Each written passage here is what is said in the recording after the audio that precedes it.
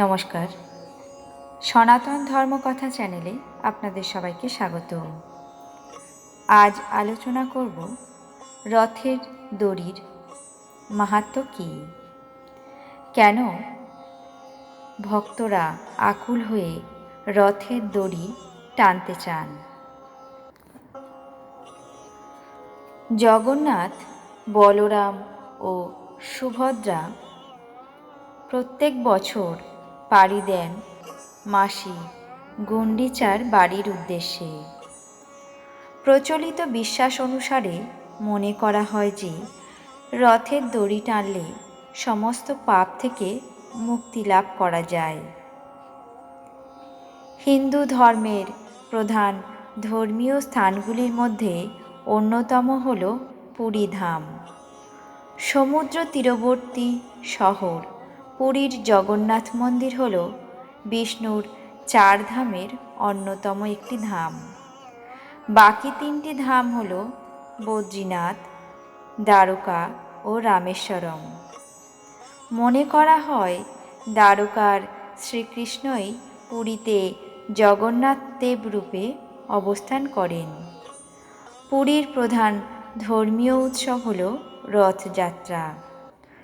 রথের দিন 3টি পৃথক রথ সাজিয়ে মাসির বাড়ির উদ্দেশ্যে রওনা দেন জগন্নাথ, বলরাম ও সুভদ্রা।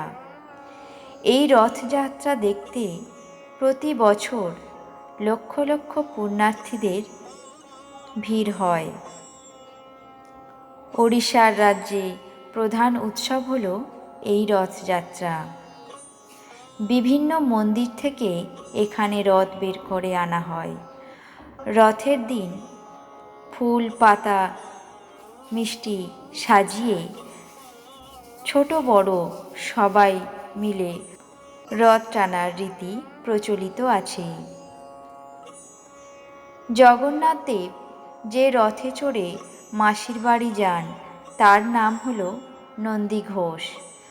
বলরাম বা বলভদ্রের রথের নাম হল তালধ্বজ এবং সুভদ্রার রথের নাম হল দেবদলন বা পদ্মধ্বজ। ভক্তদের মনে প্রচলিত বিশ্বাস আছে যে রথের রশি একবার ছুঁইতে পারলে প্রচুর পুণ্য লাভ হয়। সেই কারণে রথের রশি একটু স্পর্শ করতে অনেক সময় হুড়োহুড়ি পড়ে যায় ভক্তদের মধ্যে। শুধু রথের রশি একবার স্পর্শ করতেই প্রতি বছর বহু মানুষ রথের সময় পুরীর মন্দিরে যান। হিন্দু ধর্মের বিশ্বাস অনুসারে জগন্নাথ দেবের রথ হল স্বয়ং দেবতার মূর্ত প্রতীক।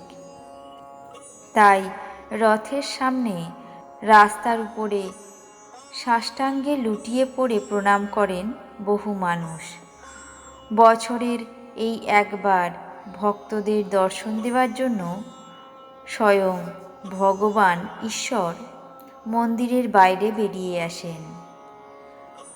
পুরী হোক বা মাহেশ কিংবা কলকাতায় ইস্কনের রথ, তার দড়ি একবার স্পর্শ করতেই সর্বদা ব্যাকুল থাকেন ভক্তরা। ভক্তদের মনের বিশ্বাস এবং ভক্তি অগাধ শুধুমাত্র রথের রশি স্পর্শ করার জন্য। জন্ম মৃত্যুর শৃঙ্খল থেকে এই রথের রশি স্পর্শ একমাত্র মুক্তি দিতে পারে। এই রথের রশি টানার সুযোগ যিনি পান তাকে আর পুনর্জন্মের কষ্ট ভোগ করতে হয় না এবং সমস্ত ধরনের মনের মলিনতা এবং পাপ মোচন হয়। এই ছিল রথের রশির মাহাত্ম্য। আপনাদের কেমন লাগলো তা অবশ্যই কমেন্ট বক্সে জানাবেন।